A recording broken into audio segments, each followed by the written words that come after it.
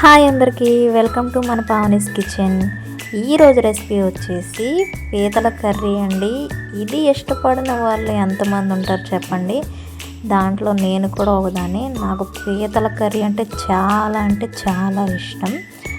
నేను ముందుగా పీతల్ని మంచిగా క్లీన్ చేసుకొని ఒక గిన్నెలో వేసుకొని అందులోనే కొంచెం సాల్ట్, కొంచెం పసుపు, కొంచెం కారం వేసి నేను వీడియోలో చూపిస్తున్నట్టుగా వాటిని కలుపుకోవాలి. ఎందుకంటే చెయ్యి పెట్టకూడదు, చెయ్యి పెడితే అవి గుచ్చుకుంటాయి కాబట్టి మనకి చెయ్యి పెట్టుకోకుండా నీట్గా నేను వీడియోలో చూపిస్తున్నట్టుగా కలుపుకోవాలి. ఆల్రెడీ మనం కూరలో కూడా మనం కారం వేసుకోవాలి కాబట్టి ఇందులో సరిపడినంత వేసుకొని నేను వీడియోలో చూపిస్తున్నట్టుగా కలుపుకొని మూత పెట్టుకొని పక్కన పెట్టుకోండి కాసేపు. ఇంకా నేను కొంచెం ముందుగానే ఆనియన్స్ని ఆడించేసాను అనమాట. కానీ ముందుగా ఆనియన్స్ కొన్ని ముక్కలు తీసుకొని మనకి కూరకు తగ్గట్టుగా ఆనియన్స్ని తీసుకొని అందులోనే కొంచెం జీలకర్ర, ధనియాలు, నెక్స్ట్ వెల్లుల్లి రెబ్బలు కొన్ని వేసుకొని పేస్ట్ చేసుకోవాలి. వాటిని పక్కకు తీసుకున్నాక అందులోనే టమాటీ ముక్కలను కూడా తీసుకోవాలన్నమాట. టమాటీ ముక్కలను తీసుకొని వాటిని కూడా గ్రైండ్ చేసేయాలి. ఇంకా ప్యాన్ తీసుకొని ప్యాన్లో ఆయిల్ వేసుకొని అందులోనే ఒక అర టీ స్పూన్ వరకు మెంతుల్ని వేసుకొని మెంతులు కొంచెం వేగిన తర్వాత అందులోనే సన్నని చీలికలు అంటే పూర్తిగా ఉన్నది మధ్యలో కొంచెం ఘాటు పెట్టుకొని వేసుకోవాలండి. పచ్చిమిర్చి కూడా కాస్త వేగిన తర్వాత మనం ముందుగా తీసి పెట్టుకున్న ఆనియన్ పేస్ట్ ఉంది కదండి, వాటిని వేసుకోవాలి. దీనికి టేస్ట్ అంటూ ఏముంటుందనంటే మనం వేసుకున్న ఆనియన్ పేస్ట్, టమాటో పేస్ట్ ఉంటాయి కదండి, వీటిని మాత్రం స్మెల్ రాకుండా నీట్గా మగ్గించుకోవాలి. మంచిగా మగ్గాలన్నమాట. అయ్యో 2-3 టైమ్స్ మూత పెట్టుకొని తీసి కలుపుకొని మగ్గించుకోవాలి. అవి బాగా మగ్గిన తర్వాత అందులోనే మనం కొంచెం 2 రెబ్బల కరివేపాకును కూడా వేసుకోవాలన్నమాట. కరివేపాకు వేసుకొని కలుపుకున్నాక అందులోనే 2 టేబుల్ స్పూన్ల వరకు అల్లం వెల్లుల్లి పేస్ట్ని కూడా వేసుకోవాలి. అల్లం వెల్లుల్లి పేస్ట్ కూడా వేసుకున్నాక అది కూడాను పచ్చి వాసన పోయేంత వరకు వాటిని కూడా వేయించుకోవాలన్నమాట. అల్లం వెల్లుల్లి పేస్ట్ పచ్చి వాసన పోయేంత వరకు వేయించుకున్నాక అందులోనే మనం ముందుగా తీసి పెట్టుకొని ఉంచుకున్నాం కదండి, గ్రైండ్ చేసి ఆ టమాటో పేస్ట్ని కూడా వేసేసుకోవాలన్నమాట. అందులోనే కొంచెం నెయ్యి కూడా వేసుకుంటే బాగుంటుందండి. ఇందులో నేను నెయ్యి కూడా చూపిస్తున్నాను చూడండి. నెయ్యి కూడా కొంచెం యాడ్ చేసుకోవాలి. నెయ్యి మెల్ట్ అయిన తర్వాత అందులోనే టమాటో పేస్ట్ని వేసుకోవాలి. నెయ్యి ఫ్లేవర్ వేసుకుంటే ఏదో బాగోదు అని మాత్రం అనుకోకండి, చాలా టేస్ట్గా ఉంటుంది.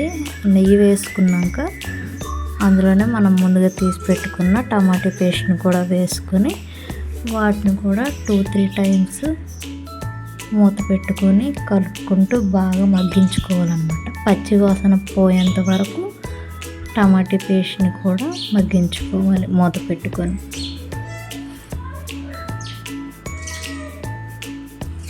అంతేనండి, మనం ఆనియన్స్ వేసుకోం కదా, అందుకనే మనం వీటిని వేసుకుంటున్నాం కాబట్టి ఈ ఇగురుకైతే ఇలానే బాగుంటుంది. మరి కొంతమంది ఆనియన్స్ వేసుకొని కూడా చేసుకుంటారు. నేనైతే ఇలా చేసుకుంటున్నాను అన్నమాట.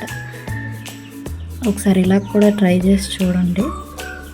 టమాటా ముక్కలు కూడా బాగా మగ్గనివ్వాలి ఆ పేస్ట్ని.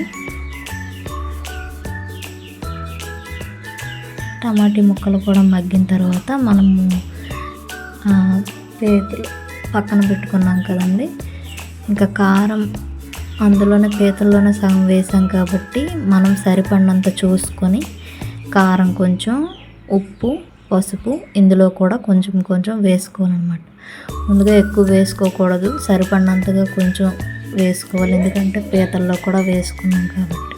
ఈ మసాలాలు కూడా వేసుకున్నాక అవి కలుపుకొని అందులోనే మనం ముందుగా పక్కన పెట్టుకున్నాం కదండి, కాసేపు అలా అన్ని మసాలాల్లో పెట్టుకుంటే బాగుంటుందనేసి ఆ పీతలను తీసుకొని ఇందులో వేసుకోవాలన్నమాట.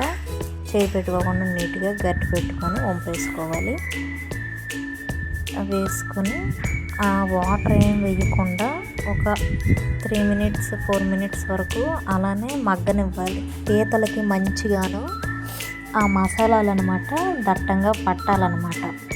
అవి పడితేనే మనకి టేస్ట్ అనేది తెలుస్తుంది. ఏం లేకుండా వెంటనే వేసుకొని వాటర్ వేసుకుంటే బాగోదు.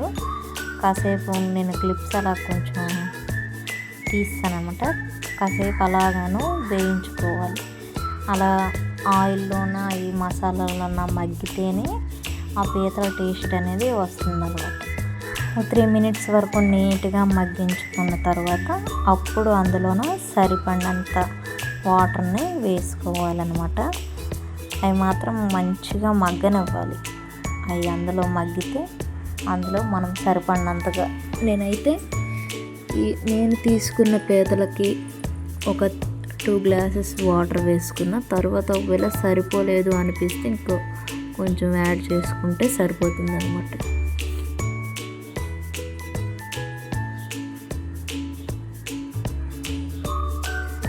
ఇంకా నేను వీడియోలో చూపిస్తున్నట్టుగా ఆ వాటర్ వేసుకున్నాక గంటి పెట్టుకున్న సరిపోతుంది. కాకపోతే నేను కలుపుకున్నట్టుగా నీట్గా అలా కలుపుకొని కొంచెం ఇటు అటు కదిలించుకుంటూ పెట్టుకుంటే సరిపోతుంది.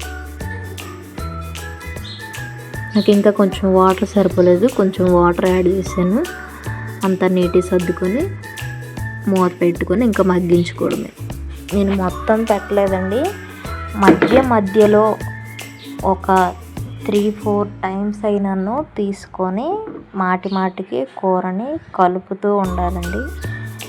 అలా వదిలేయకూడదు. చివరి వరకు నీట్గా మధ్యలో 2-3 టైమ్స్ తీసుకొని కలుపుకొని మళ్ళీ మూత పెట్టుకొని ఉడికించుకుంటే బాగుంటుంది అన్నమాట. అలా అయితే వేగంగా నీట్గా ఉడుకుతుంది. హై ఫ్లేమ్లోనే పెట్టాను. నేను వేసిన వాటర్కి హై ఫ్లేమ్లోనే నీట్గా ఉడికిపోతుంది అనమాట.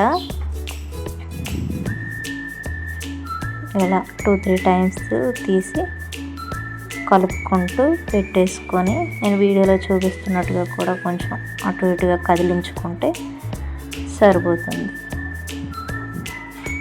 అంతేనండి, ఇందులో ఏం మసాలాలు అవసరం లేదు.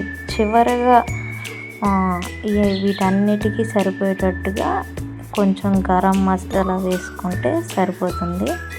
ఇంకా అది వేసుకున్నాక ఎలానో చివరిన కొత్తిమీర కూడా కొంచెం లైట్గా వేసేసుకొని దించేసుకుంటే రెడీ అయిపోతుందండి. ఈ స్టైల్లో కూడా ఒకసారి చేసి చూడండి. టేస్టీగా చాలా బాగుంటుంది పీతల కర్రీ. ఇది ఇష్టపడిన వాళ్ళు ఎవరు ఉండరండి. నాకైతే చాలా ఇష్టం ఈ పీతల కర్రీ. ఈ వీడియో కానీ మీకు నచ్చితే లైక్ చేయండి, షేర్ చేయండి, సబ్స్క్రైబ్ చేసుకోండి. మీకు ఈ వీడియో నచ్చిందని అనుకుంటున్నాను. మీకు ఉపయోగపడుతుంది కంపల్సరీ. చాలా టేస్ట్గా ఉంటుంది మాత్రం, నిజం చెప్తున్నా. Thanks for watching.